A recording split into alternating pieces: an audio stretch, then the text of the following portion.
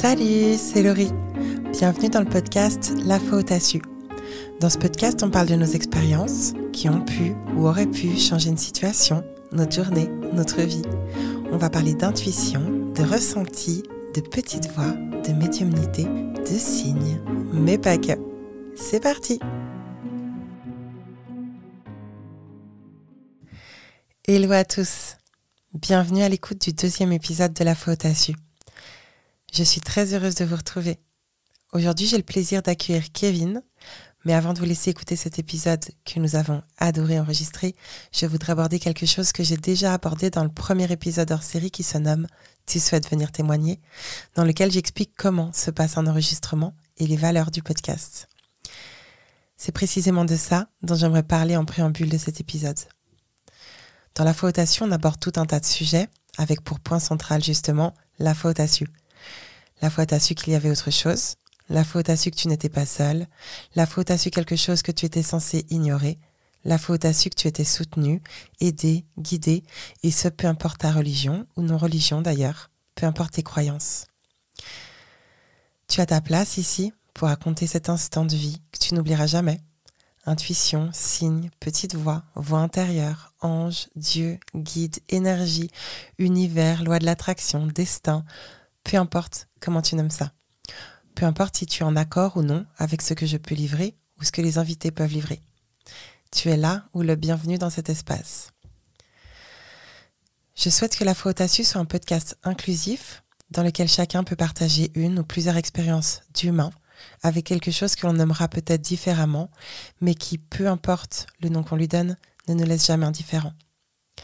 Alors si ça te tente, tu peux me contacter via Instagram et Facebook sous La fois où t'as su ou par mail podcast.lafoioutassu@gmail.com. Et en parlant de fois où j'ai su, il m'est arrivé quelque chose de dingue cette semaine que je vais vous livrer à mi-mot car ça ne me concerne pas directement.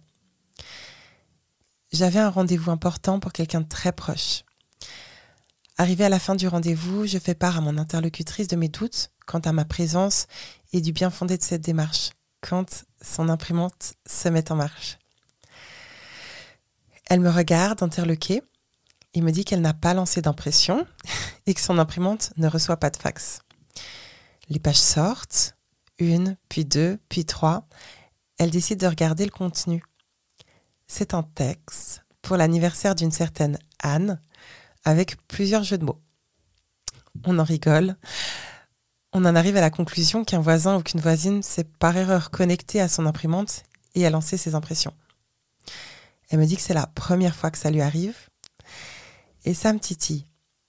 Je lui explique que j'ai un podcast qui parle de signes et que je serais curieuse de lire le contenu de ces feuilles. Sait-on jamais. Elle m'entend une. Mes yeux se posent sur la feuille et captent instantanément une phrase. La phrase dans laquelle il y a la raison de ma venue, un mot donc pas commun, suivi de « est très positif ». Je m'en vais le sourire aux lèvres de cette rencontre bienveillante et de ce signe hallucinant de justesse. Allez, sur ce, bonne écoute. Salut Kevin, comment tu vas ? Ça va et toi? Ça va super bien. Merci d'être au micro de La fois où t'as su. Est-ce que tu pourrais te présenter pour les auditeurs, s'il te plaît ? Alors, je m'appelle Kevin, j'ai 34 ans. Je travaille comme assistant socio-éducatif en AMS dans le domaine de l'animation. Je suis papa d'une petite fille qui a 5 ans. Et puis, sinon, j'ai quelques cordes à mon arc quand même. J'ai été formé en Reiki Usui.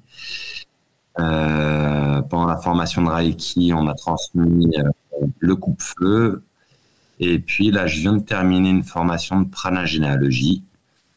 Et puis, normalement, mois de septembre et octobre, je m'attaque à une formation d'hypnose.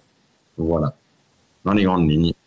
Pour les personnes qui ne connaissent pas le coupe-feu et la pranagénéalogie, est-ce que tu pourrais expliquer un petit peu voilà, en quoi ça consiste le coupe-feu, qu'est-ce que c'est et pareil pour la méthode de la pranagénéalogie. Personnellement, je ne connaissais pas la pranagénéalogie avant d'en discuter avec toi et ça a l'air vraiment, vraiment super. J'ai hâte de tester ça. Bah écoute, oui, avec plaisir. C'est vrai que c'est quelque chose qui vient d'arriver parce que c'est une formation qui a été créée l'année dernière. Et puis en fait, c'est un mélange de kinésiologie, généalogie et de décodage biologique, quoi. Donc ça va être de traiter en fait dans les grandes lignes simplement ce que les aïeux dans notre famille nous ont transmis malgré nous, parce qu'en fait, de génération en génération, on se transmet en fait des choses et puis on va aller travailler là-dessus. Ça va être des blocages au niveau de certains vécus, au niveau de l'émotionnel, au niveau de ce qu'un grand-père peut-être a vécu, qu'on vit malgré nous sans le savoir, et puis simplement par le questionnement, par les échanges avec la personne, et puis en faisant son arbre généalogique, on va travailler là-dessus, quoi. Concrètement, c'est ça, au niveau de la prana dans les grandes lignes. Et ce que je voulais ajouter, c'est que les traumatismes peuvent aussi se voir dans l'ADN, en fait. Donc c'est quelque chose qu'on peut aussi corréler scientifiquement aussi. Bien sûr. Alors moi, je suis pas un scientifique, je suis pas un médecin. Je vais pas, si tu veux, dans la démarche de pranagéologie, je vais pas me proposer un traitement ou quoi que ce soit. Ça va vraiment être un travail, on va dire, sur un objectif à travailler qui appartient à la personne. Je sais pas, je te donne un exemple bête. Je me sens pas bien à chaque fois que je suis dans le noir.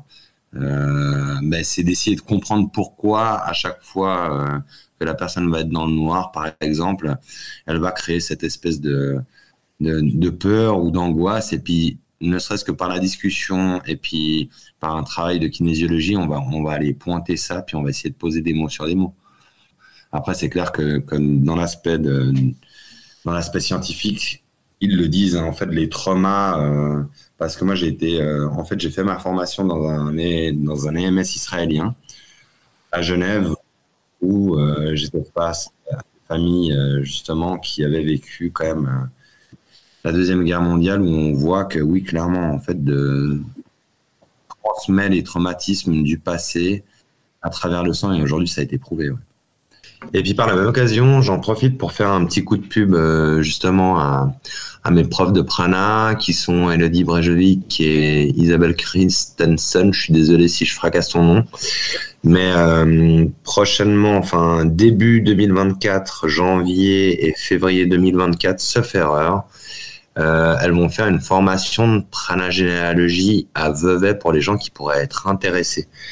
Donc, ceux qui voudraient avoir plus d'informations, je vous invite simplement à aller sur pranagénéalogie.com. Vous trouverez le contact et puis elles pourront vous donner plus d'informations. Et si par la même occasion, il y a des gens qui écoutent le podcast qui seraient intéressés par une formation d'hypnose, elles proposent une formation justement en septembre et octobre. C'est ce que je disais tout à l'heure. Donc, voilà. Eh bien, super. Merci. Et le coupe-feu, est-ce que tu pourrais expliquer? Nous, c'est vrai que moi, je coupe aussi le feu. Et c'est vrai que j'ai l'impression qu'en Suisse, c'est quelque chose qui est assez répandu. On fait appel au coupe-feu, notamment dans les hôpitaux. Mais j'ai l'impression que passer nos frontières, c'est quelque chose qui est quand même assez moins connu. Est-ce que tu pourrais expliquer ce que c'est? Oui, tout à fait. Alors, si je me trompe pas, c'est quelque chose qui vient quand même de Suisse profonde. Je crois que c'est plutôt dans les régions du Valais et autres qui pratiquent ça. En fait, c'est tout simple, hein. C'est simplement couper une brûlure. Quand quelqu'un se brûle, c'est simplement par le biais dans les grandes lignes de prière et puis de concentration qu'on va pouvoir couper le feu. Et autant on va pouvoir le faire physiquement en étant face à la personne, autant on va pouvoir le faire à distance.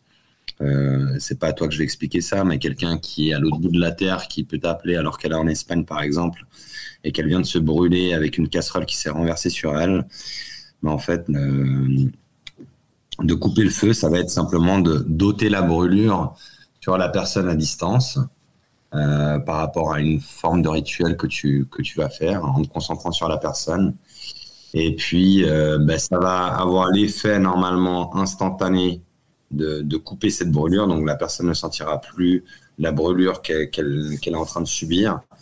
Et puis, ça va aider aussi au niveau de la cicatrisation et tout le reste. Et moi, j'en ai fait l'expérience à 2 reprises où j'ai pu couper le feu sur sur une personne du travail qui s'était brûlée avec une casserole. C'était hyper violent. Et même l'infirmier qui s'occupait de la personne, la voyait en moyenne chaque 2 jours pour traiter sa plaie, lui disait que c'était pas normal, que sa plaie guérissait beaucoup plus rapidement et puis même la cicatrisation était beaucoup plus jolie. Et c'est là où justement ma collègue lui avait expliqué qu'en effet, elle faisait appel à ce qu'on appelle dans le jargon un feu, donc à une personne qui coupe le feu. Et puis c'est intéressant de voir en fait des effets qui sont très positifs, en tout cas dans la cicatrisation, au-delà de justement l'arrêt de la brûlure, quoi. Ouais, c'est vraiment une méthode fantastique. Et comme tu le dis si bien, c'est vrai que le corps médical, généralement, est aussi surpris de ce que j'ai pu aussi voir et entendre de la guérison de ces blessures qui ont été traitées par des feux. Tu dis ça s'appelle feu? En fait, ouais, dans le jargon, tu vas faire appel à un feu. Et puis d'ailleurs, c'est intéressant parce qu'aujourd'hui, il y a une forme entre guillemets de reconnaissance parce que même vu que je travaille quand même dans le domaine de la personne âgée, je suis souvent appelé parce que maintenant ça commence à se savoir sur des personnes qui vont justement être brûlées ou simplement avoir des infections avec des brûlures. Et en fait, ce qui est intéressant, c'est que je le vois de plus en plus, c'est qu'il y a quand même un effet positif là-dedans. Donc, il y a une forme de reconnaissance au niveau de mon travail. Ça commence gentiment à être établi et c'est intéressant par rapport à ça. Parce qu'on peut l'appliquer. Alors, moi, je vais travailler aussi avec ma méthode où je fais un espèce de combo de Reiki et de coupe-feu. Et puis, je vois que ça prend, en fait. Alors, est-ce que c'est plus le coupe-feu qui prend le dessus ou est-ce que c'est le Reiki qui va avoir son effet? En tout cas, c'est intéressant parce que voilà, moi, j'ai 34 ans et puis c'est vrai que je baigne un peu dans ce monde depuis maintenant mes 17 ans, on va dire. Donc, le travail, c'est comme pour tout, hein. Quand on rentre un peu dans ce monde-là, on veut que ce soit tout de suite, ce soit immédiat et puis qu'il y ait des retours. Mais je pense qu'il y a aussi un chemin à faire avec une vision, une manière de voir les choses. Et puis, ça prend vraiment forme, on va dire, depuis maintenant 2 ans où je vois le retour, quoi. En Suisse, normalement, justement, le secret pour couper le feu, c'est vraiment un secret qui est transmis. C'est pas quelque chose qu'on peut normalement apprendre comme ça. Enfin, en faisant la demande, je veux dire, ou t'inscrire à une formation. Si je me trompe pas, il y a vraiment un protocole à faire. C'est normalement quelque chose qui se transmet de famille en famille. Je crois le jour de Noël à minuit, avec une forme de passation, avec une prière bien spécifique. Et pour revenir à ce que tu disais, c'est que oui, normalement c'est fait de cette manière, mais je pense qu'aujourd'hui, on va dire qu'en général, les gens sont de plus en plus ouverts à tout ce qui est un peu médecine parallèle, médecine alternative. J'aime pas trop utiliser ces termes parce que voilà, après ça reste totalement quelque chose que tu vas faire et tu vas le faire de bon cœur. Mais je pense que juste la volonté de vouloir faire du bien, je dis pas que tout le monde va pouvoir le faire, attention, il faut pas que ce soit mal interprété. Mais moi, je sais par exemple que c'est la personne qui m'a formé en Reiki, qui est une personne formidable. Je peux la citer ou pas? Carrément. Elle s'appelle Muriel Dar et c'est elle qui m'a formé justement en Reiki Uzui. Et puis en fait, lors de la formation, parce qu'on avait un très très bon contact, elle me l'a transmis et elle, en fait, c'est quelqu'un en faisant une formation au Japon qui lui avait transmis justement le fait de couper le feu. Et c'est là où c'est intéressant par rapport, on va dire, en général, à comment c'est fait. C'est que normalement, ça se transmet de famille en famille, soi-disant. Et puis elle, c'est une personne qui lui a transmis le fait de pouvoir couper le feu et elle pouvait le retransmettre à 3 personnes et j'en fais partie, quoi. Donc, l'honneur. Donc, je pense que c'est vraiment aussi une question de volonté. Et puis, on va dire, dans les sphères dans lesquelles on gravite et ce qu'on va développer et comment on va le faire, c'est ce que je te dis. Moi, je gravite là-dedans depuis 17 ans. Et vraiment, le retour avec les effets qu'il y a derrière, ça fait vraiment 2 ans que je vois le retour parce que j'arrive à être dedans et je rentre de plus en plus dedans. Je pense qu'il y a des moments pour tout. Il y a des moments dans la vie qui font que c'est compliqué. Moi, par exemple, je sais que j'ai fermé la porte pendant bien 5-6 ans à tout ça et j'y reviens de plus en plus. Donc, sur l'aspect juste de la volonté de pouvoir vouloir faire du bien et aider son prochain, je pense que c'est le plus important, quoi. D'ailleurs, dans le coupe-feu, les gens ne demandent rien en retour. Si la personne qu'on va aider, qu'on va accompagner, a le souhait de nous donner quelque chose en retour, c'est toujours pris avec plaisir. Mais sur le principe, c'est toujours quelque chose qu'on va faire sans rien demander derrière. Mais tout à fait. Et d'ailleurs, ça me fait penser, en Suisse, en tout cas, je ne sais pas à l'étranger, parce que tu parlais du Japon, je serais intéressée à savoir au niveau des traditions japonaises par rapport à ça. Mais en Suisse, en tout cas, on a aussi des personnes qui enlèvent les verrues, qui Bien traitent sûr. différents mots, en fait. Et c'est quelque chose qui est super répandu en Suisse. Moi, par exemple, j'ai fait appel à, justement, je ne sais pas comment on peut dire un coupeur de verrues, j'en sais rien. Je sais pas comment on appelle, mais pour mon fils. Et ça, mais Mhm. super bien marché. C'était assez fou, en fait. Ça reste dans l'ordre du secret, en fait. Mhm. Ce mot veut dire ce qu'il veut dire, hein. Quelque chose de secret, c'est quelque chose qui ne se dit pas, qui est gardé pour soi. Mais en fait, oui, et si je me trompe pas, c'est l'abbé Giulio qui est le fondateur de tout ça, en fait, de tout ce qui est la prière du coupe-feu. Mais au-delà de ça, en fait, on peut faire énormément de choses. Et d'ailleurs, moi, lors de ma formation de Reiki, donc j'ai ma prof qui m'avait transmis le feu et j'avais quelqu'un d'autre qui était très entouré, très accompagné dans la manière qu'il avait d'être et il m'avait transmis aussi celle afin de couper le sang.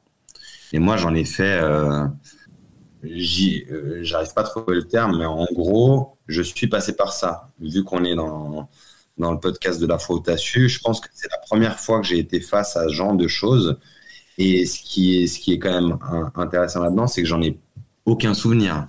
C'est mes parents qui m'ont réexpliqué cette histoire et je pense que c'est à partir de là que j'ai commencé à être ouvert aussi à certaines choses parce que étant plus jeune, je me suis retrouvé à avoir la jambe coupée et puis on était justement dans les montagnes où on louait un chalet et une des familles qui habitait dans la zone où on était, c'était simple, il y avait 3 maisons quoi. Donc il y avait 2 familles qui se faisaient un petit peu la guerre. Nous, on s'entendait très très bien avec une des autres familles, donc dans un périmètre de 150 mètres carrés, donc tout le monde se connaît, hein.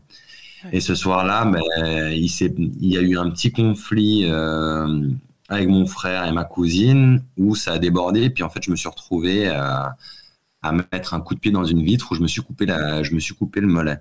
Waouh. Et, et mes parents étaient justement chez une des familles et mon frère m'a amené là-bas où j'avais la jambe qui était en sang mais qui coulait, ça ne s'arrêtait pas. Et en fait, la mémé qui était dans la maison disait justement qu'elle connaissait quelqu'un qui coupait le sang. Et ça a été fou apparemment parce qu'elle a fait le numéro, j'ai juste dit bonjour à la personne et au moment où j'ai dit bonjour, le sang s'est coupé instantanément. C'est dingue. C'est vraiment dingue et c'est vrai que c'est des choses qui existent. Les gens, je pense, la plupart des gens sont très cartésiens, qu'il y ait une explication. Mais en fait, c'est des choses qui se font depuis la nuit des temps, comme quand on Mhm. allait voir le sorcier du village ou on allait voir le vieux du village qui avait certains dons ou qui avait une manière de pouvoir guérir les blessures, que ce soit les maux tant émotionnels que physiques, quoi. Et aujourd'hui, je pense qu'on en revient petit à petit. Avant que tu nous racontes qu'est-ce qui t'amène au micro de la foi où t'as su, c'est quoi une intuition pour toi, une guidance, un signe, et ça vient d'où? Je pense que ça vient vraiment du ressenti. Les gens, aujourd'hui, n'ont plus tendance à se faire confiance, ne serait-ce que, on en discutait tout à l'heure, par rapport à nos intuitions, en fait. Simplement, je pense que c'est plus une question d'intuition. Il y a toujours une petite voix, là, il y a une voix à l'intérieur qui nous dit, quand on veut faire le choix de quelque chose qui est bien ou qui n'est pas bien, et après, c'est très subtil, hein. Ça va être autant une réaction, on va dire, physique, ou peut-être, je sais pas, moi, c'est souvent face à des personnes, en fait, que j'ai ce type de ressenti. Je pense que j'ai une notion d'empathie qui est un peu plus développée peut-être que d'autres personnes. Et puis face à quelqu'un qui peut être négatif ou malsain, il va y avoir vraiment une réaction en moi où je vais avoir une forme d'écœurement, un dégoût, une forme de nausée. Et après, c'est vraiment, par exemple, savoir l'entendre et l'écouter. Et après, ça va être, on peut l'appliquer à tout, hein, sur des choix simples de la vie, comme sur des choix qui sont très, très importants. Ne serait-ce que se lancer dans un projet, se lancer dans une relation, partir dans un travail, aller ou faire telle ou telle école. Il y a toujours quelque chose qui est à l'intérieur de nous qui va nous dire c'est le bon moment, ou alors non, il y a quelque chose qui joue pas. Et en fait, quand il y a ne serait-ce qu'1% de... Je vais être dans l'extrême, mais dans le sens où il y a un petit ressenti de négativité ou quelque chose qui te dit il y a quelque chose que je ressens pas, j'ai pas confiance, il faut pouvoir s'écouter parce que on aura beau faire tout ce qu'on veut. Pour moi, je pense que la conclusion, elle est toujours liée à ce ressenti du départ. On a beau vouloir, c'est moi l'exemple le plus bête, je pense que tout le monde l'a déjà vécu, c'est ne serait-ce que de se lancer dans une relation amoureuse ou affective où on se dit putain, il y a énormément de paramètres ou de critères qui peuvent me plaire, mais je sais pas, il y a quelque chose qui me convient pas, qui joue pas. Et souvent, en fait, la conclusion, c'est que si cette petite pensée ou ressenti avait été écouté dès le départ, on n'aurait pas fait ce qu'on avait à faire. Et de l'autre côté, c'est aussi, on va dire, contradictoire parce que je pense que c'est un chemin qu'on doit faire. Je pense beaucoup à ça. Je pense que rien n'arrive par hasard dans la vie et ce qui doit être vécu, mais ça nous sert de leçon et ça nous apprend à avancer aussi. Voilà, je ne sais pas si j'ai pu répondre à ta question, mais en tout cas, au niveau de tout ce qui est ressenti, intuition, on peut l'appliquer à tout. Et puis, je pense qu'il faut vraiment s'écouter. Simplement. Carrément. Merci. Du coup, toi, tu es venu nous raconter une rencontre spéciale qui t'est arrivée. T'avais quel âge ? J'avais 17 ans, j'étais à l'époque à l'école de culture générale à l'ECG et puis j'avais la chance de pouvoir bénéficier d'un studio parce que mon père était restaurateur à l'époque et il avait, par le biais du restaurant, il avait réussi à avoir un studio. Donc j'ai eu un peu une chance, on va dire dans mon adolescence, de pouvoir bénéficier d'un studio pour avoir mes week-ends où je pouvais et puis être tranquille. Et j'avais souvent cette habitude quand j'avais dispensé de cours ou que j'avais des heures à perdre par rapport à l'école en post-obligatoire, hein, parce que souvent, autant jusqu'à un certain âge, on va aux cours et les cours sont obligatoires. Puis quand on est dispensé, souvent ils nous gardent on est un peu plus grand, donc on avait l'occasion de pouvoir partir pendant 3-4 heures. Et je me suis retrouvé en fait à aller simplement me reposer dans ce studio en début d'après-midi parce qu'on avait été dispensé de cours. Et tout part en fait d'une journée de ski qu'on avait fait avec l'école 2 jours auparavant. Et puis on était un peu plus jeunes, un peu plus inconscients à faire tout et n'importe quoi avec toute une équipe. Et puis, on avait testé un peu des limites à sauter depuis des corniches, faire des énormes sauts. Et je m'étais blessé, je m'étais fait sacrément mal au dos. Et ça faisait 2 jours que j'étais, on va dire, quasiment bloqué totalement du dos. Et je me suis retrouvé à dormir, à me reposer pendant ces heures de libération dans ce studio qui était à côté de l'école.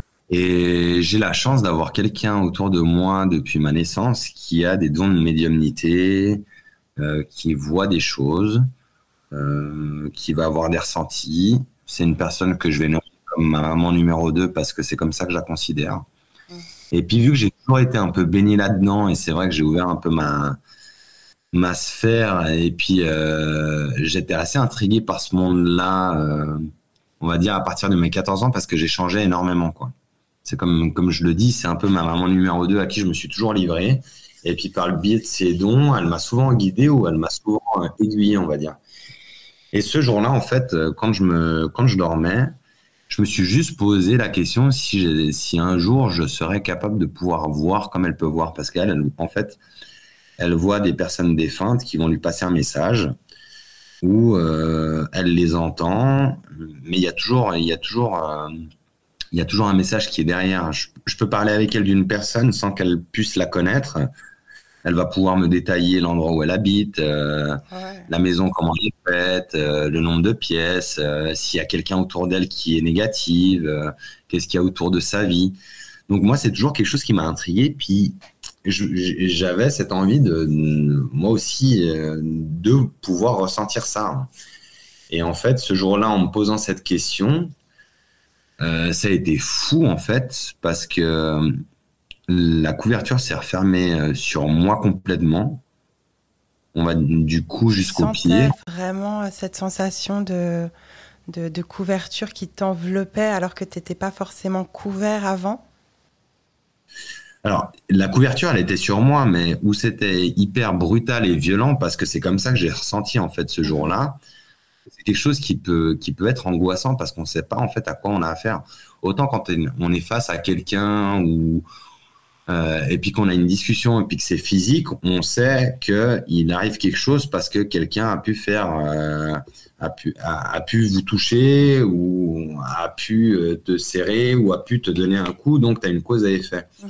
Mais ce jour-là, en fait, c'était hallucinant parce que j'étais simplement sous ma couverture et j'ai vraiment ressenti vraiment que cette couverture m'enveloppait comme si comment on appelle ça bah toi qui es maman, tu vas pouvoir me dire quand on met un enfant dans un Emmailloter un bébé, c'est ça que tu veux dire quand on emmaillote? exactement, exactement. Ben, la sensation, c'est comme si j'avais été emmailloté avec cette couverture.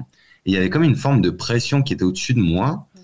Et en fait, ça partait du cou, ça descendait jusqu'à mes jambes et ça remontait comme un espèce de fourmillement, comme un espèce de, je sais pas, c'était assez étrange quoi. Et ben c'est comme je disais, c'était brutal, c'était assez, ça pouvait faire peur. Donc Mais un peu un instant de panique et en plus de ça, j'avais les yeux fermés, j'étais un peu dans un entre-sommeil quoi. mhm. Mais j'étais quand même conscient et cohérent et j'essayais d'ouvrir les yeux, je n'y arrivais pas. Et en fait, au moment où j'ai réussi à ouvrir les yeux, la couverture s'est complètement relâchée.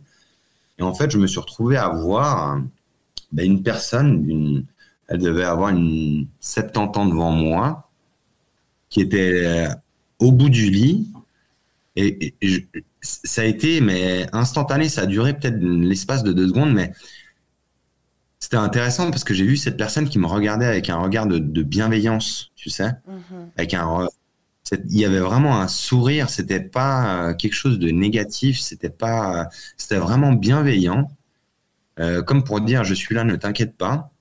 Et le pire, c'est que moi, je suis très croyant par rapport aux personnes décédées qui peuvent nous accompagner, des gens de notre famille, qu'on peut appeler ça un ange gardien. Il y a nos guides aussi, qui sont là un peu durant toute notre vie. On va peut-être pouvoir en avoir plusieurs, mais voilà, j'étais face à cette personne, je savais pas qui c'était, mais je savais qu'elle me voulait du bien. Et en fait, quand j'ai refermé les yeux, la couverture s'est à nouveau refermée sur moi. Il y a eu de nouveau cette espèce de sensation d'oppression et de massage qui allait du cou jusqu'aux jambes et qui est remonté. Et en fait, c'était fou parce que quand je me suis relevé, je n'avais plus aucune douleur, quoi. Alors Ah ouais. que j'avais de la difficulté à marcher, je pouvais pas porter des trucs. Là, tout avait été en fait, mais je sais pas si on peut dire nettoyé, guéri, mais c'était fou. Et en fait, ça, c'est Ah, ma première magnifique. expérience, on va dire, un petit peu avec ce monde un peu parallèle. Est-ce que c'est l'au-delà? Est-ce qu'on peut appeler ça un esprit? Est-ce qu'on peut appeler ça une entité? Est-ce qu'on peut appeler ça un ange? Je sais pas, mais c'était fou, quoi. C'était vraiment fou. Et toi, tu l'appellerais comment? Toi, avec ton cœur. Avec mon cœur, je pense que c'est vraiment un guide. Et puis, c'était vraiment un message aussi pour me faire comprendre que il y a des choses qui existent. Parce que, comme je te le disais, en fait, dès le départ, moi, j'ai posé juste la question de savoir si un jour je serais capable de voir comme ma maman numéro 2 elle peut voir. Et c'était une manière de me dire chaque chose en son temps, mais en effet, c'est des choses qui existent. Et puis, un jour, tu en seras capable. Et j'en suis persuadé. Donc voilà. Et plus le temps il avance, et plus les événements de la vie ou les choses que j'ai pu vivre me font croire euh, pertinemment en ça, en fait. Et puis plus on avance, plus il y a des choses auxquelles c'est pas par hasard. Il y a souvent ne serait-ce que ce qu'on est en train de faire, c'est vraiment un honneur de participer à la fois au TASU avec toi, parce que Merci pour moi aussi. mais vraiment, hein, parce que c'est vraiment quelque chose en laquelle je crois. Puis je pense que c'est par ces petits messages ou ces petits échanges que mais peut-être on va pouvoir ouvrir d'autant plus une porte qui est déjà plus couverte, où les gens sont de plus en plus réceptifs et croient ce genre de choses. Ne serait-ce qu'on en parlait au début du podcast, de dire simplement que aujourd'hui tu peux aller à l'hôpital et on te donne ouvertement un numéro de téléphone pour te couper le feu. Je pense que à l'époque c'était pas possible. La preuve, c'est qu'à l'époque toutes ces personnes qui avaient ces dons ont été brûlées ou ont été tuées. Et je pense par exemple aux sorcières à l'époque qui étaient brûlées sur un bûcher. Pourquoi? Parce qu'elles étaient soignées et guérir. Et c'est juste que les gens n'arrivaient pas à comprendre ou n'étaient pas assez ouverts. Ça pouvait faire peur. Et en fait, du moment qu'on a peur de quelque chose, on veut l'éliminer. Alors qu'aujourd'hui, on est dans une autre vision de la chose et c'est ça que je trouve beau en fait et intéressant, quoi. Je te rejoins tout à fait et c'est vrai qu'à l'époque il y avait vraiment ce rejet de toutes ces capacités parce que voilà il pouvait y avoir des interprétations parce que voilà c'était très catholique à l'époque, en tout cas le canton ils ont brûlé, en tout cas en Suisse, je connais pas trop l'histoire d'autres pays, mais en tout cas en Suisse, en Valais, je crois qu'il y a beaucoup de sorcières qui ont été brûlées. Et c'était un canton très catholique et en fait, ils estimaient que c'était l'œuvre du diable ou que ces personnes avaient accès à des mauvais esprits et que c'était par ça qu'ils étaient guidés. Et c'était vraiment une période sombre de l'histoire, en fait. Et je pense qu'il y a beaucoup de choses aussi, à mon avis, un savoir aussi ancestral qui s'est aussi en partie perdu à ce moment-là. Tout à fait. Et puis, comme tu le dis, hein, c'est l'aspect religieux à l'époque, c'est sans faire une amalgame, mais c'est vrai que tout était régi par la religion. Donc, c'était très catholique ou très protestant. Et puis, c'était un peu la police, entre guillemets. Donc, du moment qu'il y avait quelque chose qui sortait de l'ordinaire, et puis c'était contre justement tout cet esprit de croyance et puis d'être pieux, de rentrer dans le droit chemin. Du moment que quelqu'un sortait un peu du lot, je pense que ça pouvait faire peur à cette instance. Et il y a eu beaucoup de barbarie et de choses qui ont été faites, en fait, juste par cet aspect de pouvoir aussi, parce qu'il faut dire ce qui est, c'était aussi avoir le pouvoir sur une population ou de pouvoir diriger un peuple et autres. Et je suis sûr qu'il y a énormément de choses, si on va plus loin, ne serait-ce qu'au Vatican, où il y a des secrets ancestraux avec des pages et des choses qui peuvent être marquées auxquelles je pense qu'une certaine élite pourra avoir accès. Et si ce genre de choses était dévoilé, parce que ça existe depuis la nuit des temps, parce qu'il y a un savoir ancestral, je pense qu'on serait très, très, très surpris. Moi, je t'en parle de vive voix pour la simple et bonne raison que ma Mams numéro 2 a quand même un sacré vécu, de sacrées connaissances. Elle est très croyante, elle. Par rapport à ça. Et moi, je sais que j'ai été amené des fois à essayer de nettoyer des endroits ou à être confronté à des personnes qui avaient une attitude particulière. Donc après, on appelle ça comme on veut l'appeler, avec les croyances qu'on a. Est-ce que c'est la possession, des choses comme ça? Mais moi, je sais qu'il y a des choses qui ont été faites qui étaient assez brutales. Et en fait, elle a fait appel à un exorciste, mais un exorciste religieux. Et c'était quelque chose qui, par le passé, pouvait m'intéresser, en fait. Ben, déjà, c'est une formation qui est longue. Et puis, justement, pourquoi je parle du Vatican, c'est qu'il y a déjà une formation au niveau de l'Église. Et si je ne me trompe pas, après, les personnes sont envoyées au Vatican pour être formées à ce genre de rituel et pour pouvoir nettoyer. Et quand on est face à de la possession et à quelqu'un qui est sous l'emprise on va appeler ça d'un démon, d'un esprit malsain, c'est justement ces formations et au sein du Vatican qui vont faire qu'on va avoir en fait les clés en main pour pouvoir se protéger, nettoyer tout ça. Donc après, c'est aussi particulier. C'est comme je dis, c'est une forme de croyance, mais moi, j'y crois par rapport en fait à tout mon parcours de vie où je suis ouvert à beaucoup de choses, mais il y a quand même cet aspect-là auquel je crois. Donc, et c'est pour ça que je t'en parle, parce que ça a été abordé. Et puis, c'était quelque chose qui m'intéressait. Et elle m'avait expliqué un peu les démarches. Et c'était quelque chose dans laquelle je n'ai pas voulu aller pour la simple et bonne raison que je voulais avoir une famille. Et puis que si je rentrais là-dedans, ben, je devais tirer un trait là-dessus. Mhm. Par rapport à cette présence que tu as rencontrée dans le restaurant de ton papa quand tu étais après C'était l'école. dans un studio. En fait, c'était parce que mon père avait le restaurant qu'on avait eu ce studio qui était à côté du restaurant. Ah, ok. Ok. Est-ce que toi, tu as eu envie de chercher à recontacter cette présence? Pas du tout. Pour la simple et bonne raison qu'elle est arrivée là au moment où, entre guillemets, je l'ai demandé. Je pense que c'était, comme on en a parlé tout à l'heure, une manière de me dire qu'il y avait quelque chose, on va dire, d'une autre force ou d'un autre monde qui pouvait exister, qui n'est pas, on va dire, celui qu'on nous apprend depuis qu'on est tout petit, qui est très cartésien, qui est très fermé. Mais c'était une manière de me dire que c'était des choses qui existaient, quoi. Et je vois pas l'intérêt forcément de vouloir la recontacter. Peut-être qu'aujourd'hui, sans le savoir, c'est quelqu'un qui m'accompagne, hein. Mais en tout cas, c'était quelque chose d'intéressant et de très bienveillant. Et c'est la seule chose que j'en retire. Et d'ailleurs, c'est intéressant parce que, comme je suis en train d'en parler avec toi sur le podcast, j'en ai toujours parlé ouvertement à mon entourage, à mon cercle d'amis, et ils me prennent souvent pour quelqu'un un peu de particulier parce que il m'est arrivé ce genre de choses et puis ils sont assez surpris et vu que c'est quelque chose de pas palpable et qu'on ne connaît pas, ça peut leur faire peur, ça peut les effrayer. Et de l'autre côté, c'est marrant parce que ça les intrigue, quoi. Donc c'est intéressant de pouvoir en parler avec eux. Et puis après, j'en parle, enfin, j'ai pas peur du jugement des autres. Et ce qu'on m'a toujours dit, c'est quand je parle de ça. Après, c'est clair que c'est pas le genre de sujet qu'on va pouvoir aborder avec tout le monde. La preuve, c'est que si on en parle sur le podcast, c'est les gens qui pourraient être intéressés à ce genre d'échange qui va pouvoir être fait. Mais quand je suis face à une personne qui est très cartésienne ou qui ne croit pas du tout à ça, qui va pouvoir me rentrer dedans, j'ai toujours cette phrase, justement, que ma maman numéro 2 m'a dit, c'est quand tu es face à une personne qui n'y croit pas ou qui peut avoir peur, Kevin, la seule chose que tu peux répondre, c'est je peux pas te prouver que ça existe. Tu ne peux pas me prouver que ça n'existe pas. Donc à partir de là, on est sur le même pied d'égalité, puis on va juste arrêter la discussion. Et puis ça s'arrête là. Après, je pense que c'est une question d'ego de vouloir absolument faire croire ou convaincre quelqu'un. C'est comme dans tout ce qui est parallèle ou au niveau de la médecine.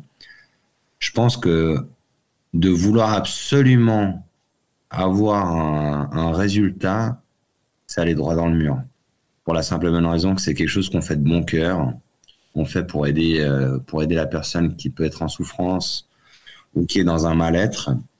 Et de toute façon, ce qu'on fera, on le fera toujours de bon cœur. Et puis, qu'il y ait un résultat ou pas, il n'y aura jamais quelque chose de négatif. Et puis, à partir de là, on aura essayé de faire quelque chose. Si ça marche, tant mieux. Et si ça marche pas, tant pis. Et c'est là où je te dis que je vois aussi l'évolution depuis quelques années, c'est qu'aujourd'hui, je suis plus dans l'attente d'un résultat. Je le fais et ce qui se passe derrière, ça se passera, mais il y aura de toute façon rien de négatif derrière. Donc, pour moi, c'est le plus important. Ouais, c'est vraiment, tu le faisais avant plutôt avec plus de tête, j'ai envie de dire, et aujourd'hui, tu le fais peut-être avec plus le cœur, entre guillemets, je sais pas si tu comprends ce que je veux dire, plus dans, ok, je le fais parce que j'ai envie d'aider la personne, mais je le fais pas avec la tête, en mode, il faut absolument que je réussisse, je le fais vraiment avec le cœur et j'ouvre mon cœur et j'essaie de donner ce que je peux donner à travers justement différents canaux. Tout à fait, mais c'est un peu ce que je te disais au début de nos discussions, c'est que souvent quand on rentre dans ce monde-là, on veut que les choses fonctionnent et marchent tout de suite, donc il y a une part d'ego et de cérébralité qui va faire que quand tu fais quelque chose, moi par exemple, je suis rentré dans la Reiki pour ma part parce que j'étais motard à l'époque, enfin je le suis toujours, mais en fait j'ai appris à rouler avec le BMW Moto Club de Genève, qui était plutôt des anciens. Et c'est marrant parce que le président du club, un jour, qui avait un magasin de moto, enfin un magasin d'équipement moto, a eu un accident le week-end. et il avait mal à son poignet. Et quelqu'un qui était au shop qu'on connaissait, à un moment, lui a dit, mais est-ce que tu veux que je te fasse du Reiki, quoi? Mhm. Je lui ai dit, mais c'est quoi cette histoire de Reiki et pourquoi elle lui propose ça? Et quand on m'a parlé de ça, et puis que j'ai vu que la personne avait soulagé ben, justement le président qui avait cette douleur, je me suis dit, mais putain, c'est trop cool en fait. Tu peux aider, tu peux guérir quelqu'un ou tu peux apaiser sa douleur sans rien demander derrière. C'est comme l'image du quand t'es gamin et que tu regardes un dessin animé et que tu vois un espèce de magicien ou un sorcier qui va d'un coup réparer un bras cassé. Tu vois, dans l'image grossière, c'est un peu ce que j'ai vu, c'est un peu ce que j'ai vu dans cet aspect d'apporter un soin en Reiki. Et en fait, c'est à partir de là que j'ai complètement ouvert mes portes et que j'ai voulu partir là-dedans. Et c'est Excellent. où je veux en venir, c'est qu'en étant formé là-dedans, dans les premiers temps, quand tu fais ça, je pense qu'il y a un chemin à faire avec une vision générale de ce monde-là, où, en tout cas pour ma part, je dis pas que c'est pour tout le monde, mais il y avait vraiment l'attente de pouvoir avoir un retour positif. Mhm. Alors qu'aujourd'hui, comme tu le dis, je vais avoir beaucoup plus de recul, je vais plus le faire avec le cœur spontanément, Mhm. en disant, ben, s'il y a un retour, tant mieux, s'il n'y en a pas, ben, tant mieux, parce que de toute façon, j'aurais fait ce que j'aurais pu Mhm. avec, avec le cœur, en fait. Donc voilà, puis c'est vraiment sans rien attendre en retour, c'est vraiment, le mot-clé, c'est de pouvoir faire du bien sans rien demander, en fait. D'aider autrui, d'aider son prochain. Bah, c'est vrai que moi j'étais dans la même démarche en fait au tout début où justement je commençais à faire j'ai fait le premier stage de Reiki, le premier palier, je pense que ça s'appelle comme ça. J'ai pas continué mais après j'ai fait plus en fluide donc ça s'apparente un peu à du Reiki sauf que c'est vraiment ouais, c'est pas tout à fait pareil en fait. Là c'est vraiment Mhm. moi je fais vraiment mon processus en fait et je fais pas le processus du Reiki pour justement pouvoir demander. Moi, je demande l'énergie dans mes mains, typiquement. Je demande que l'énergie nécessaire pour soigner la personne dans son entier vienne dans mes mains. Que ce soit une Mhm. brûlure, que ce soit une entorse ou peu importe. Et c'est vrai qu'au tout début, pareil, j'étais vraiment plus dans le cérébral. Il faut que ça marche, je me concentre sur la brûlure, je me concentre sur le dos. Et en fait, maintenant, je suis vraiment plus dans le cœur, dans le ressenti. Ok, je fais toujours la même demande. Moi, j'imagine un peu demander ça à des anges, à mes anges, à voilà, quelque chose de très lumineux. Et là, Mhm. je suis plus dans, ok, je laisse passer, je laisse sans rien retenir. Et je me concentre pas particulièrement, je mets vraiment tout mon cœur, et je passe mes mains sur. Si c'est par exemple, si la personne est à distance, je m'imagine par exemple la partie du corps où la personne a mal, passer mes mains dessus sans toucher, mais passer mes mains autour de cette partie-là de son corps. Et puis si la personne en face, je fais exactement la même chose et je le fais vraiment maintenant plus, comme tu disais, avec le cœur, dans le ressenti et moins dans l'intellect en fait. C'est intéressant de voir, en fait, tu vois, la manière dont tu approches le truc, parce que je pense qu'on le fait tous de la même manière. C'est comme pour tout, où entre guillemets, dans les grandes lignes, on a une formation de base avec une théorie bien spécifique. Et je pense que chaque personne va l'adapter à sa manière et va se l'approprier, on va dire, tout en gardant quand même l'explication de base. Mais après, on va l'adapter à notre manière de faire, avec nos ressentis, avec notre vision de la chose. Toi, tu dis, bah, tu fais appel à tes anges, que ça passe à travers toi. Je vais faire exactement la même chose, seulement que moi, j'utilise le terme de je suis canal, en fait. Mhm. Donc, en canal, je suis juste un transmetteur. Et puis, ben, pareil, je vais faire appel à mes anges, je vais faire appel à mes guides, je vais me connecter à notre terre-mère, tu vois, vraiment prendre les énergies. Et puis, je demande simplement que ce qui doit être donné et transmis se fasse spontanément. Et puis, je me laisse guider en fait. C'est pas parce que la personne a mal, Voilà, par exemple, dans la zone du poignet, que je vais pas me retrouver sur son épaule ou sur son exactement. dos. et je me laisse vraiment guider. Et c'est là où, tu vois, on parlait d'intuition tout à l'heure. Je pense quand même quand on apporte un soin ou qu'on aide quelqu'un, il faut vraiment s'écouter. Et c'est pas parce que, par exemple, la zone qui est douloureuse ou la zone qu'il faut soigner, soulager, et peut-être un endroit précis qu'il faut pas se retrouver à l'opposé du corps. Parce qu'il y a aussi tout un aspect de flux énergétique et souvent en s'écoutant et laissant ses mains en fait bouger sur le corps de la personne, c'est là où ça va avoir son impact. Et c'est fou parce que c'est souvent quand c'est fait comme ça spontanément, et d'ailleurs le résultat est beaucoup plus flagrant en fait. Et pour toi, qu'est-ce que ça a changé dans ta vie, en fait, cette rencontre avec ce guide? Ben, c'est simplement de me dire qu'il y a quand même quelque chose qui est parallèle, qui n'est pas de l'ordre, on va dire, du commun de tous les jours. Mhm. En fait, les discussions que j'ai pu avoir justement avec ma MAPS numéro 2 m'ont ouvert à beaucoup de choses. Et au fur et à mesure du temps, j'ai pu m'intéresser à plein d'autres médecines, d'autres histoires qui ont pu être vécues de cette manière, ou totalement différentes, mais c'est simplement d'avoir cette ouverture d'esprit. On va dire que la plupart des gens lambda, avec tout le respect que je peux avoir pour eux, ou des néophytes qui sont dans le domaine, n'auront pas. Et en fait, ce qui est beau et ce qui est merveilleux, en fait, quand on rentre dans ce monde-là, je pense que ça t'est arrivé aussi, Laurie, c'est simplement que quand tu commences à t'ouvrir à ça, c'est assez particulier et formidable parce qu'en fait, à chaque fois, il va y avoir des personnes qui vont rentrer dans ton chemin de vie, qui seront ancrées et qui vivront ce genre de choses. D'une autre manière, tu vas pouvoir avoir un partage par rapport à ça et puis acquérir d'autres connaissances en fait. Même des choses que tu ne connaissais pas, que des gens ont fait, ont vécu. Et moi, il y a vraiment cette notion qui est très importante pour moi, c'est quand tu es avec quelqu'un, c'est que tu puisses partager, que tu puisses échanger. Et je pense qu'aujourd'hui, on est dans un monde un peu superficiel où les gens ne prennent plus le temps de partager un moment avec quelqu'un, juste de discuter et l'écouter. En fait, du moment qu'on ouvre cette porte-là, c'est fou, mais il y a toujours quelqu'un de particulier qui a un don, qui a une forme de voir les choses ou qui a un vécu, qui va rentrer dans ta sphère privée, en fait, qui va te partager des choses. Et c'est soit elle va rester un moment et va partir, soit elle va rentrer et elle ne va plus jamais en sortir parce que c'est comme si on était un peu des extraterrestres qui se connaissent.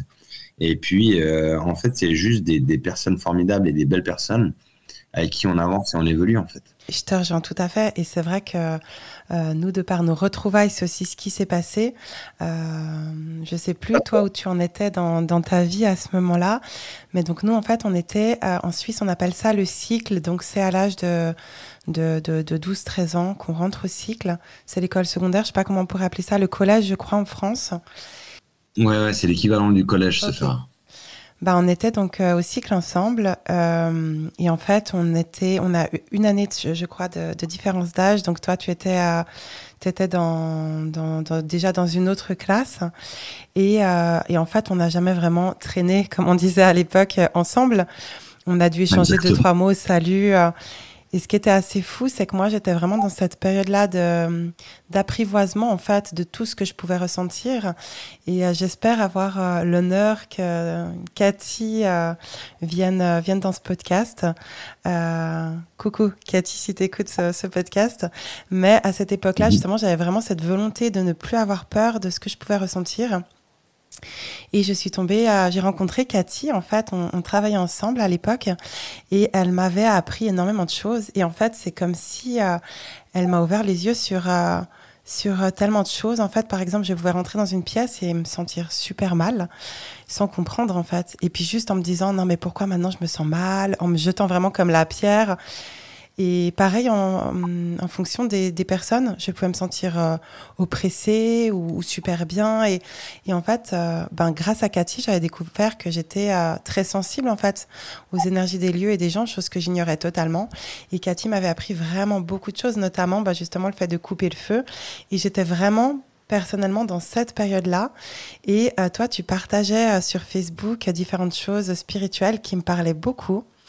Et j'avais fait un rêve alors que C'est juste une fameuse rêve, quoi. Non, mais je te jure, mais c'était très drôle parce qu'en fait, on s'était pas vu, puis c'était un rêve totalement anecdotique où on buvait en fait genre une bière sur un toit. C'était totalement anecdotique. Non, on revenait à l'époque du cycle, quoi, Mais quand on c'est allait boire ça, des coups. c'est ça. Et on s'était croisés au bureau des autos. Donc, genre, le bureau des autos, en Suisse, c'est là où on va faire renouveler notre permis de conduire, changer les plaques, enfin, tout ce qui est vraiment relatif aux voitures, aux motos. Enfin, voilà. Et c'est un truc où on va, je sais pas, une fois par année, grand max, quoi. Ou deux fois par année. C'est pas un truc où on traîne, quoi. Ouais. Où on est Et souvent. encore, Et là, je vais au bureau des autos pour, je crois, m'inscrire pour le permis ou la théorie, je sais plus. Et là, je te croise au bureau des autos. Donc, juste quelques jours, je crois, après ce rêve, c'était juste... et puis, voilà, où tu avais toutes ces publications qui me parlaient beaucoup, c'était assez fou.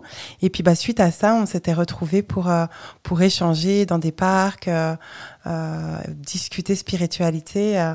Et donc, ouais, ça rejoint tout à fait ce que tu disais avant, où quand tu es vraiment dans cette démarche, tu attires à toi aussi des gens qui sont dans le même mood, qui peuvent t'apprendre des choses, avec qui tu peux échanger.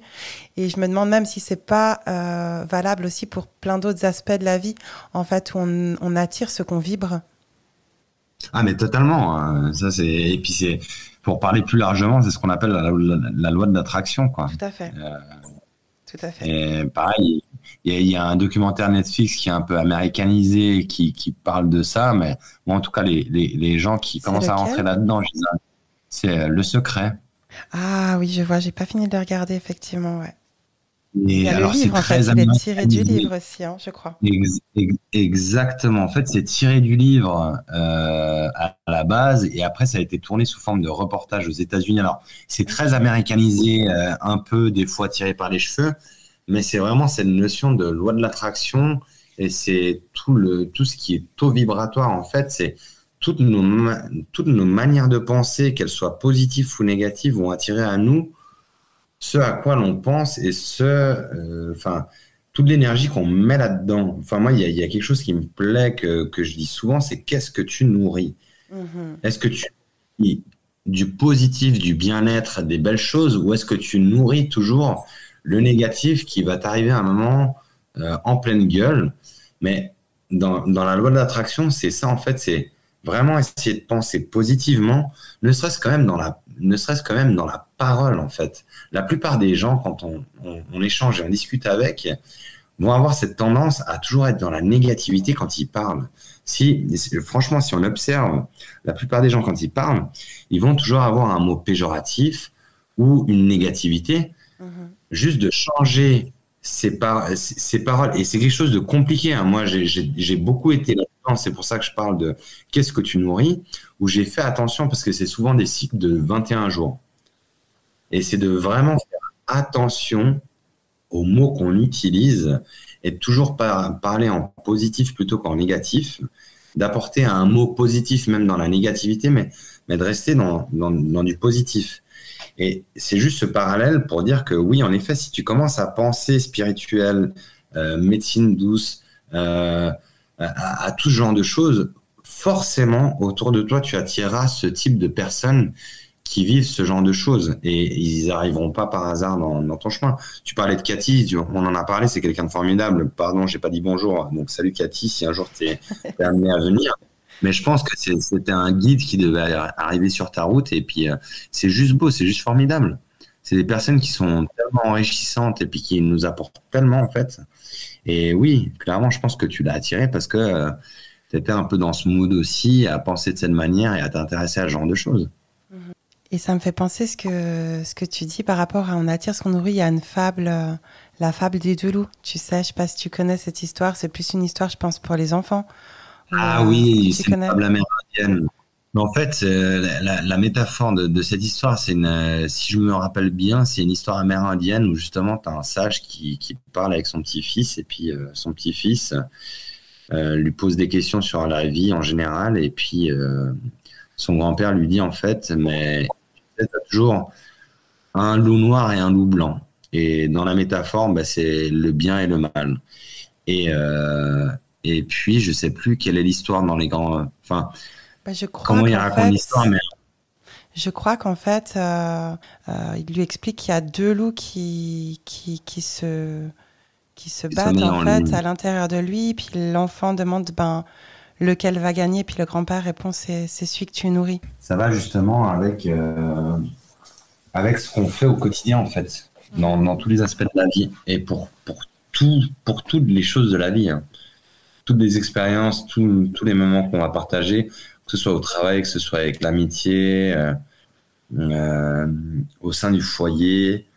Vraiment, c'est quelque chose qu'on peut appliquer à tout. De toute façon, c'est cette dualité entre le bien et le mal, le bon et le mauvais, on va dire la méchanceté, la droiture. C'est des choses qui existent depuis la nuit des temps. Maintenant, c'est comment est-ce qu'on l'aperçoit et comment est-ce qu'on avance avec et qu'est-ce qu'on nourrit. Tout à fait.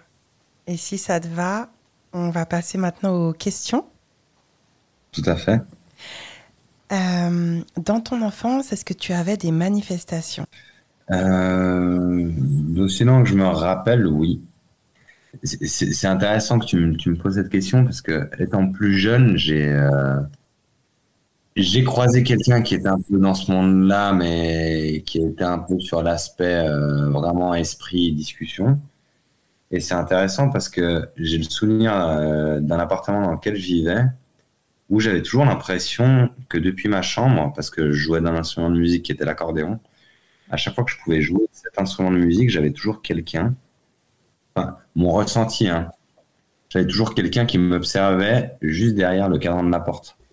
J'avais, ça a commencé à 9 ans et vraiment, j'avais toujours cette vision, enfin, pas cette vision, mais ce ressenti, tu sais, comme quand tu observes quelqu'un Bien juste sûr. en sortant de ta tête Mhm. du cadre, par exemple, pour pas être vu et comme si quelqu'un t'observait. Et ça a commencé à ce moment-là, en fait, réellement, Ok. où je l'ai pris en conscience, où j'avais vraiment cette impression d'observation, en fait. Mais de nouveau, c'était pas quelque chose de mauvais. Tu te Au sentais pas contraire, mal c'était à quelqu'un. l'aise avec ça ou tu te sentais, ça générait quel sentiment en toi? Ah, rien, juste ce sentiment de se sentir observé, mais il y avait pas de négatif. Ok. Alors après, ça pouvait des fois créer un sentiment peut-être de peur parce que, enfin, mais c'était pas négatif. C'est dans le sens où c'est pas palpable, c'est pas visible. Mhm. Mais de vraiment le nombre de fois que j'ai tourné ma tête d'un coup à droite, parce que je me souviens, mon lit était collé contre le mur à droite. Donc quand je jouais, j'étais assis sur mon lit et je regardais le cadran de ma porte sur la droite. Et le nombre de fois que j'ai pu tourner la tête pendant cette période-là, parce que j'avais cette sensation d'être observé, mais c'était plutôt d'être protégé, quoi. Mhm. Mhm. Je vois tout à fait. Tu as eu ce genre de ressenti toi aussi? Ouais. C'est quelque chose que j'ai eu souvent, parfois avec justement des suivis de vision, où tu te retournes, où tu vois effectivement quelqu'un, que ça soit en plus en fumée, tu sais, je voyais pas mal comme en fumée. Parfois, j'ai vu aussi des gens en habit d'époque. Et oui, ça m'arrivait. Ça m'arrivait régulièrement, cette sensation-là, tout à fait. Donc ouais, je vois bien de quoi Ok. tu parles et c'est vraiment, tu ressens qu'on t'observe en fait et tu ressens une présence et c'est vraiment quelque chose de ressenti. C'est pas intellectualisé en fait, c'est vraiment, ça te prend en fait. Tu sens que t'es observé. Ouais, tout à fait, ouais. Ou je dirais même accompagné, parce que en Oui, fonction tout à tu fait. parlais des mots que tu vas utiliser, moi c'était vraiment le fait d'être accompagné Mhm. et, et là-dedans c'était clairement bienveillant, il y avait pas de négatif. Les fois où j'ai eu de la négativité, je me sentais oppressé, je me sentais étouffé, c'était Mhm. hyper brutal. Et est-ce que aujourd'hui tu as souvent des manifestations? Ça va dépendre. Il y a des moments où c'est plus intense que d'autres. En fait, ça va être souvent au moment où je vais parler de ce genre de sujet que je vais avoir des manifestations, ou alors ça va être en observant des gens où je vais peut-être voir justement ce qui se dégage quand je me concentre sur eux de leur aura. par le biais du travail, j'ai tendance à faire des recueillements quand les personnes sont parties. Donc, aussi à ce moment-là, je vais ressentir aussi des fois des présences ou avoir des ressentis de cette manière. Et plus ça avance avec le temps, et plus j'en ai, et tout va dépendre en fait des personnes en question. Que ce soit par exemple les personnes qui partent, en fonction du lien d'attachement que je pouvais avoir avec ces personnes, ça va être beaucoup plus intense. Et puis les ressentis vont être vraiment je pense vraiment lors des soins ou quand je travaille avec quelqu'un parce que j'ouvre une porte qui est totalement différente. Et je suis conscient là-dessus, donc c'est normal que ce soit beaucoup plus fort. En fait, dans la vie de tous les jours, je vis ma vie, donc j'y prête pas plus d'attention que ça. Je vais y prêter attention quand il y a vraiment un signe, une intuition qui est un peu plus forte que les autres. Mais sinon, dans la vie de tous les jours, pas plus que ça. Et est-ce qu'il t'arrive de demander à être aidé ou avoir des réponses? Avoir des réponses, pas forcément. Oui, je vais demander à mes guides ou à mes anges de me guider, mais d'avoir une réponse, on n'aura pas une réponse en tout cas, comme peut-être on pourrait l'avoir dans une discussion. Mais la réponse, je vais l'avoir dans la manière d'être guidé. Qu'est-ce que je vais voir, où est-ce que je vais arriver, qu'est-ce que je vais faire. Et oui, à chaque fois que je fais un soin, je demande à être aidé par les guides, d'être accompagné. Ça, je le fais tout le temps.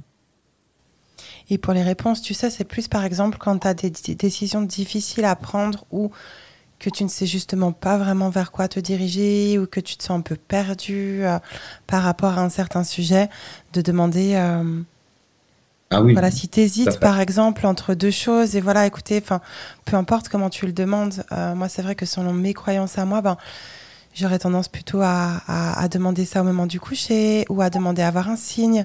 Mais après, selon justement l'approche, ça peut être totalement différent ou la religion même. C'est plutôt la question se rapporte vraiment à ça. Est-ce que tu demandes à avoir des réponses par rapport à certains sujets où tu hésites, où tu es un peu perdu? bien sûr. Et c'est intéressant que tu parles là, parce que alors, moi, je vais le faire exclusivement au moment du coucher. C'est souvent là, en fait, où je vais, parce que la vie de tous les jours fait que ta journée, elle est bien remplie, que tu peux pas forcément te concentrer là-dessus.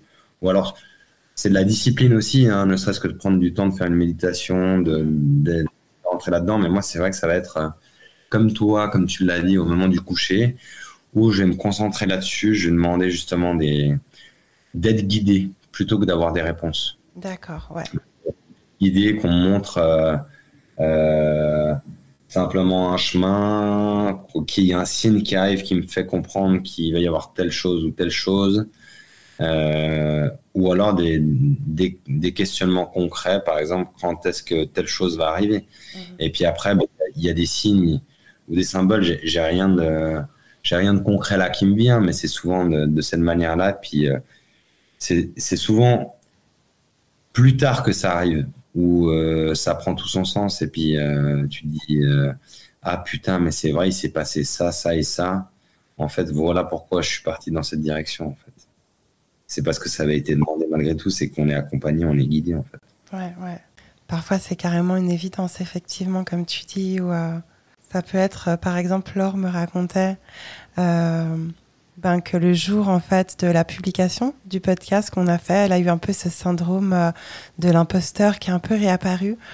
Et elle a trouvé une petite, je sais pas, gourmette ou vignette, je sais pas comment on pourrait appeler ça, comme une sorte de petit autocollant en fait, tout petit autocollant, et où c'était justement sur la Vierge Marie, et où c'était vraiment pour Laure comme un beau signe en fait. Oublie ce syndrome de l'imposteur et puis sois douce avec toi et c'est bien ce que tu as fait et c'est super. Enfin, vraiment comme un petit signe de douceur et d'encouragement et d'amour. C'est beau, hein. Et puis c'est très fort, hein. En plus, la Vierge Marie, la symbolique, mais c'est beau. Et puis c'est un message. En effet, il faut qu'elle le prenne comme ça, hein. Ah, tout à fait. Elle me l'avait tout de suite envoyé le jour J en me disant bah voilà, regarde ce que je viens de trouver dans ma buanderie. Dans sa buanderie en plus, quoi. C'est assez drôle. Ouais, c'est juste fou. Tu as choisi une lecture. Tout à fait, oui. Super. Et qu'est-ce que c'est? Qu'est-ce que tu as choisi? Pourquoi tu as choisi ça? Et ça parle de quoi? Alors, j'ai choisi un texte d'Anthony Demello. C'est quelqu'un... Moi, je suis pas du tout dans la lecture, même je déteste ça, on va dire. Je suis très télévisuel, j'adore les reportages. S'il y a un livre ou il y a un film, je sais que je vais pas être aimé de tout le monde, mais je vais préférer voir le film plutôt que de lire un livre. Et c'est vrai qu'une des personnes qui est rentrée dans mon chemin de vie, que je considère comme un guide, et c'est quelqu'un que j'aime énormément, qui s'appelle Sébastien, qui est parti au Canada. C'était quelqu'un qui s'occupait de mon oncle handicapé mental, et lui, il faisait de la radiesthésie, de la lithothérapie. Et il m'avait offert un livre qui est Quand la conscience s'éveille d'Anthony Demello. Et c'est un bouquin que j'ai dévoré, quoi. Et pourtant, Dieu sait si j'aime pas ça. Et c'est fait de petites métaphores de la vie de tous les jours sur sa vie à lui. C'est un grand penseur, cet Anthony Demello. Il a fait plusieurs livres. Et d'ailleurs, ce livre, je l'ai offert à plusieurs personnes parce que je trouve qu'il est hyper intéressant. Et on peut le lire et le relire et on comprendra les messages toujours d'une manière différente. Et il y a un petit texte tout bête, tout simple, mais qui pour moi veut tellement dire. Je vais vous lire. Il s'appelle L'aigle dans le poulailler. Donc, un homme trouva un œuf d'aigle et le mit dans le nid d'un poulailler. Après l'éclosion, l'aiglon fut élevé avec une couvée de poussins. Toute sa vie, l'aigle fit ce que ses congénères faisaient, pensant qu'il était lui-même un poulet. Il grattait le sol à la recherche de vers et d'insectes. Il picorait et caquetait. Il battait des ailes et volait sur kilomètres. Les années passèrent et l'aigle devint très vieux. Un jour, il vit un oiseau magnifique voler au-dessus de lui dans le ciel sans nuages. L'animal glissait majestueusement sur les nuages, sur les courants, grâce à un simple battement de ses grandes ailes dorées. Le vieil aigle était admiratif. « Mais qu'est-ce » demanda-t-il. « C'est l'aigle, le roi des oiseaux, » répondit son voisin. « Il appartient au ciel. Nous, on appartient à la terre, nous sommes des poules. » Et c'est ainsi que l'aigle vécut et mourut en poulet, car c'est ce qu'il pensait être. Ce texte, pour moi, il est très très fort et très très symbolique parce que souvent, on est enfermé dans des cages dorées et c'est parce qu'on le veut bien. Et en fait, le message derrière ce texte, pour moi, il est tellement fort parce que, en fait, je pense qu'on rêve tous d'être quelque chose en voyant des choses de la vie de tous les jours. Enfin, ça peut être très large, mais en fait, c'est juste se dire que c'est en nous, c'est écrit en nous, et en fait, on a juste les clés pour pouvoir l'atteindre. Et là, ce qui est fou et ce qui est malheureux dans ce texte, c'est que cet aigle majestueux qui voit, c'est ce qu'il est, et il s'en est jamais rendu compte. Et je pense que ça sommeille en chacun de nous, et on a les clés pour pouvoir l'atteindre, et c'est le message qui est passé à travers ce texte, en fait. Eh ben, je te remercie d'avoir partagé ça avec nous. C'est une super belle conclusion. Merci Kevin, c'était vraiment un plaisir d'échanger avec toi et de t'accueillir dans le podcast. Un plaisir partagé et un honneur, Laurie. Et vraiment, je crois en ce projet et je suis sûr et je suis persuadé qu'il va s'élever. J'y crois dur comme fer. Merci énormément. Ben, je te remercie en tout cas pour ce merveilleux moment de partage et puis tout bon pour la suite et de toute façon on sera amené à se revoir très vite. Mais c'est sûr, parce que tu vas très prochainement, là, dès la publication de cet épisode, te charger de publier entre 2 épisodes des choses inspirantes sur les réseaux sociaux. Des choses inspirantes, du moins je le souhaite. En tout cas, je pense que ça parlera à la communauté qui sont intéressés par ce type de podcast et puis ce monde-là, ouais. Eh ben, je te dis à plus. À plus. Merci Kevin, ciao. C'est la fin de ce 2e épisode. J'espère qu'il vous a plu. Vous aurez donc le plaisir de retrouver Kevin à travers différentes publications sur les réseaux sociaux de La Faute à Su. Je suis sûre que vous prendrez plaisir à lire ces partages inspirants. À bientôt. Pour ne pas rater le prochain épisode de La Faute à Su, pense à t'abonner sur ta plateforme préférée. Tu as aussi la possibilité de noter le podcast ou de laisser un commentaire. Ça nous soutient et ça fait toujours plaisir d'avoir des retours positifs. Pense aussi à suivre La Faute à Su sur Instagram et sur Facebook pour être tenu informé des prochains épisodes et profiter d'un contenu visuel complétant le podcast. Allez, ciao et d'ici là, tout de bon.